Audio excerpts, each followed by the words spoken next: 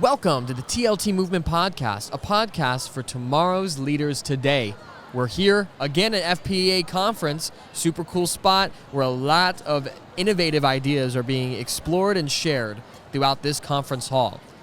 One of the booths here is called Patriot Academy, and these guys have actually agreed to be on the podcast.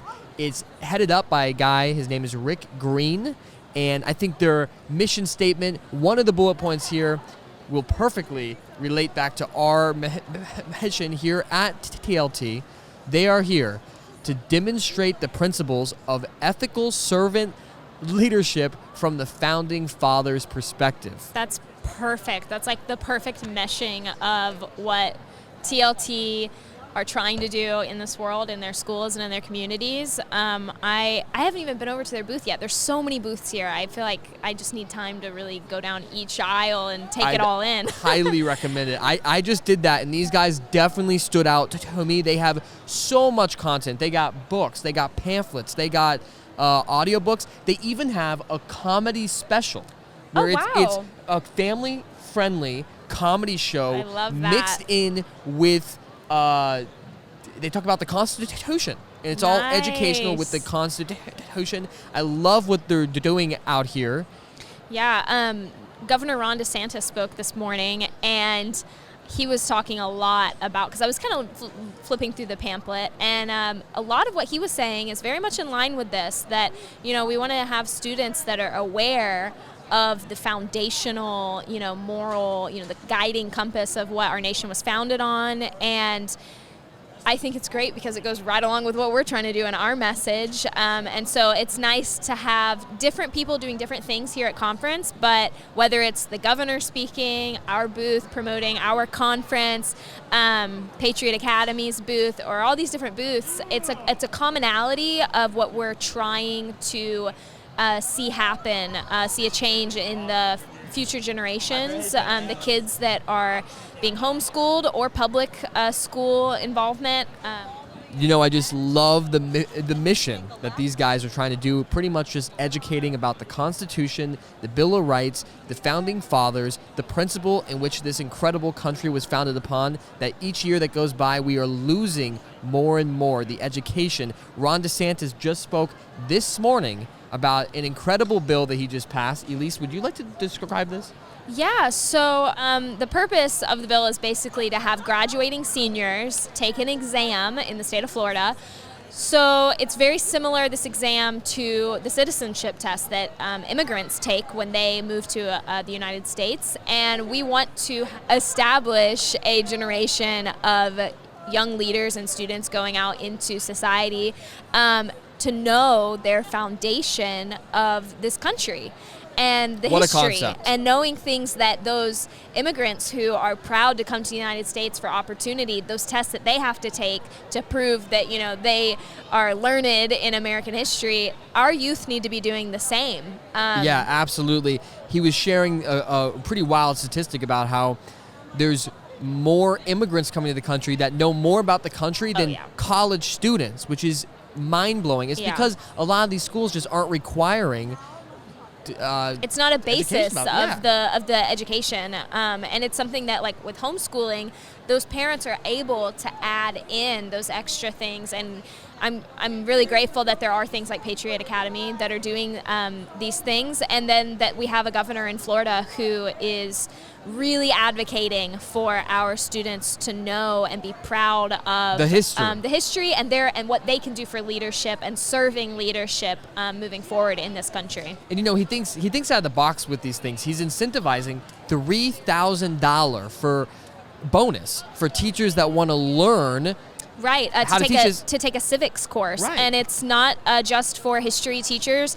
Language arts teachers can take it. Anybody is welcome to take this additional course in civics. And they do get a bonus for attending. Yeah, so apparently there's over 13,000 coaches in the U.S. that have gone through this program to learn how to teach it. It's growing rapidly. They're in multiple states: Florida, Indiana, Texas, Idaho, New Mexico. He even mentioned to me that there was one in Colorado as well. So they are just growing rapidly. I really hope this becomes mainstream here real soon among the next generation, because the path that we're going down is anti-American and teaching history that sheds a negative light on things, when in reality we need to be showing the whole picture. Yeah, students are not being encouraged to be serving leaders, so it's great to see that there are groups that are making an active input on these students' lives. We are looking so forward to Patriot Academy joining us on the TLT Movement podcast. Coming up next.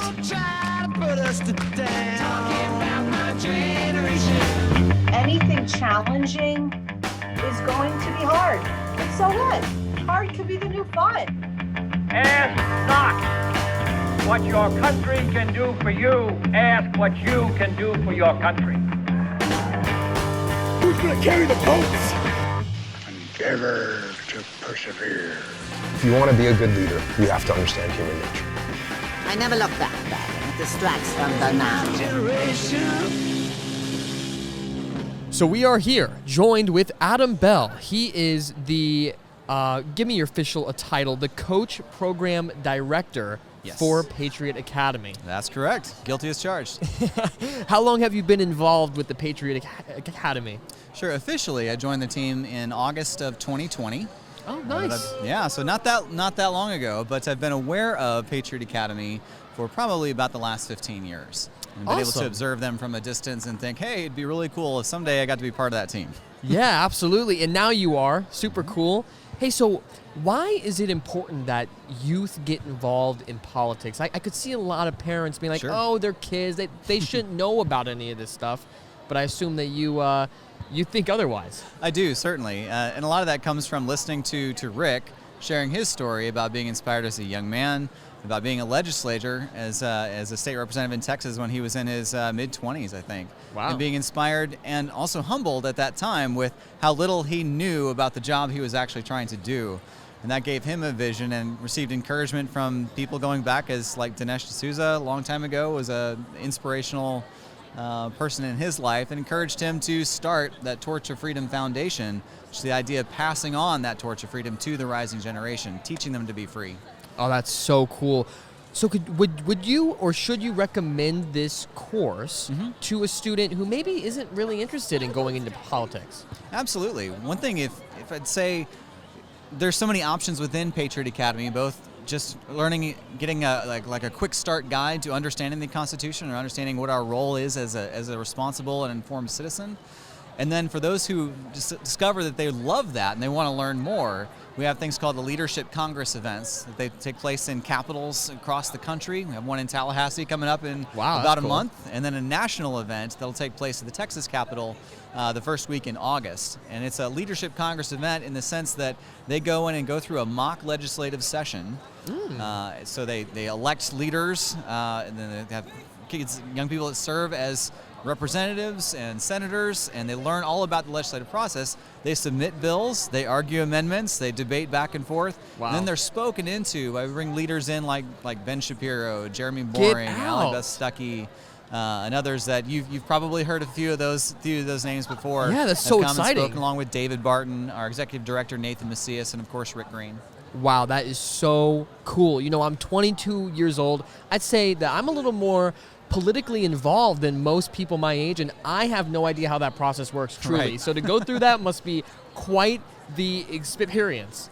I'm actually looking forward. I think I'm going to come. Well, I think you should. I think you should. We'll have a good time up in Tallahassee. Awesome. Yeah, so I talk to a lot of my friends, and they tell me that the founding fathers and all that, oh, they're so old, so long ago. Those things are outdated. Why are the founding father principles not outdated? Why are they relevant in today's day and age? Great question, Danny. One thing that was a really cool thing for me to learn was the average length of a national constitution around the world. The average length of a national constitution in all the countries in the world is about 17 years. Ours has lasted going on 250. Wow, that's so there's impressive. something truly exceptional about how it was put together and its longevity. And if there's ever anybody that I'd love to sit down and talk with and understand, it's somebody who was be able to, back in that day and time, have the foresight and the wisdom to be able to create something that is still being used today. That is just such fascinates me. Yeah, that's such a cool stat. I had no idea that the average Constitution is only 17 years old. That's so interesting. Mm-hmm. Wow, that is so cool. What does I read your pamphlet here. You guys Great. talk about serving leadership.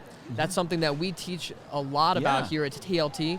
What does serving leadership look like in the U.S. politics world? Because I feel like a lot of people view maybe politicians or CEOs or something as more like they're the head honcho, top boss, and they kind of tell all the minions down below what to do.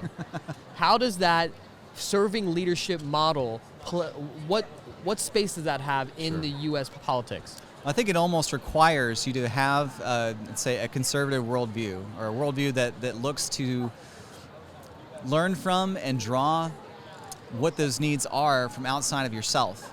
And that is just an ideology that seems foreign to a lot of people growing up today, that is all about me. Sure. So the idea of being a servant leader, you have to have somebody that you're willing to serve, and then you're leading in that capacity, inspires others to follow that example.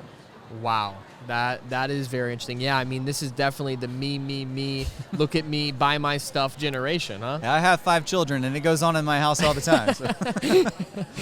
Yeah, it's, thank you so much for your time. I got one last question here. Sure, Danny. Adam, what is your favorite U.S. president?